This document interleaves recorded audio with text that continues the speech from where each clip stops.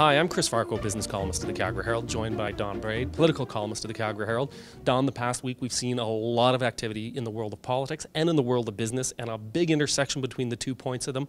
What stood out for you up at the legislature in the past week? Well, $8.6 billion would do it. We had the throne speech, which was very important. We knew mostly what was coming in it. Then the government dropped interim spending estimates of $8.6 billion, which are very controversial in the House because there's no detail. They have to do that because the budget won't pass till later. That sort of morphed into later in the week into this crazy thing over the government's new caucus office in Calgary. Incredibly heated atmosphere in the legislature, which shows no signs of cooling down soon. Well, two big things happen in the world of business, good news and bad news, and they both are going to impact the political realm as well. One of them is oil prices have finally come off the mat.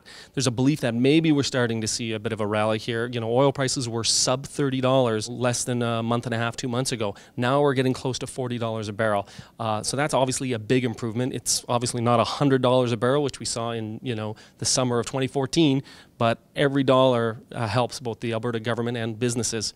But the bad news here is on Friday we saw some really grim numbers on the unemployment rate here in Alberta. It jumped up to a high, more than a 20-year high of 7.9%. We're above the national average now. We're up about 2.5% in the past year alone. Yeah. That's having big ramifications for the Alberta government as well as business. Higher unemployment rate than Quebec, which is a very rare thing in Alberta indeed. I guess the question now is how long is it going to take the economy to rebound? If oil does continue on this track, can we expect to see that employment rate stall out, or do you expect it to go up more, even with the higher prices? Yeah, I think we're still in the realm, frankly, of companies cutting, trying to survive. I think everybody was going to want to see oil prices go much higher and sustain it for much longer than just a 3 or 4 week rally.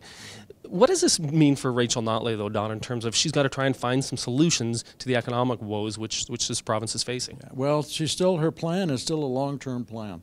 They're starting to do specific things, like they introduced this kind of interesting subsidy through Alberta Innovates for a company that produces an equivalent of diesel fuel from seed oils. And they're going to do a lot of that kind of little spot stuff to create these industries that would fit the climate change plan, which fit their overall scheme of doing all this stuff bit by bit to try and show they're acting. But it's going to take a couple of years, if that, for any of this to really take effect. It's going to be a tough couple of years for them. Well, I think a lot of people are going to be wondering whether she's going to get in the business of picking winners and losers, and we'll see more about that in the budget next month. They're determined to have you believe they're not picking winners and losers. All right. Thanks, Don.